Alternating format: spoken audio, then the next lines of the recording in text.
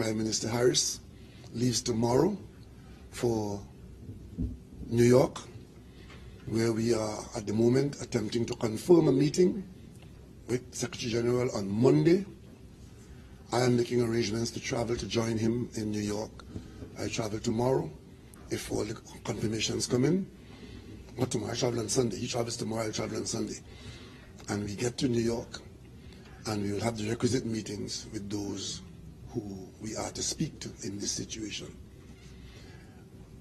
I expect that those meetings will take place on Monday, and I should be able to leave New York on Tuesday. I then will go to Washington and will meet the relevant persons who we are to speak to on behalf of Trinidad and Tobago and CARICOM, and return after that sojourn. Trinidad and Tobago's position is that we will, like Mexico, treat with this issue not by force or by entreaties of others with agendas known to themselves, but our agenda is for peace and security in our region.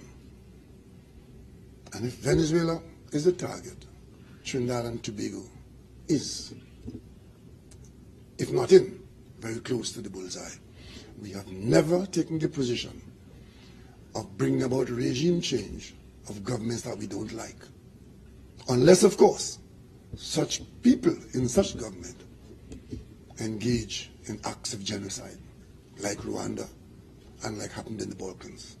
Political issues are for political dialogue and for a reduction in tensions until the dialogue bear fruit. We have kept faith with our position, which is not one that changes by the hour, but it is a fundamental principle. This is the same principle of non-interference and non-intervention that Prime Minister Patrick Manning had made headlines on the Newsday, and I think you have copies around somewhere. There's a famous Newsday headline where it was said by Prime Minister Patrick Manning that the person in charge of the country is the person who answers the phone. That was when President Chavez was temporarily out of office in an almost similar situation at an earlier time. We, especially you in the media, I entreat you to not treat this as an isolated situation. Intervention in Caribbean territories is not new.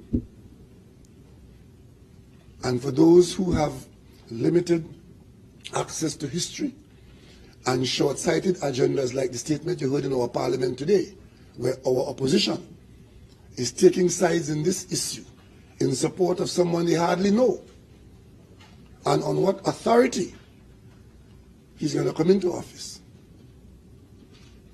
And this has nothing to do with our condition of humanitarian response to the Venezuelan problem.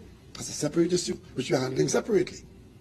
And as I say that, I must tell you, in our effort to treat with the issue, a lot of misinformation is in Trinidad and Tobago. Some people are giving you the impression that Venezuela is being emptied into Trinidad. That is not so at all. The figures are, from authoritative sources, there are about 2.3 million Venezuelans who have left their country in recent times in response to the situation there, the political situation there. About 2.3 million Venezuelans. Of that, the UN figures, because they seem to keep figures which are a little different to ours, because we think it's a little lower than that. But the UN figures are that 40,000 of those persons have come to Trinidad and Tobago. Whether they all have stayed, we don't know. But let's accept it for the moment. 40,000 out of 2.3 million people. It means that there are bigger problems elsewhere in terms of Venezuelans moving into other people's countries. The bottom line is, last night you heard a parliamentarian from the opposition saying that we have 60,000 Venezuelans here because 40,000 wouldn't do the damage. 40,000 wouldn't do the damage, so it's 60,000. And of course, you would hear that we have turned a blind eye to their plight. Nothing is further from the truth. As a matter of fact, we are currently actively bringing to the Parliament the legislation that is required to handle this situation which has been foisted upon us. And also, in terms of what ideas we can use to treat with the humanitarian side of it.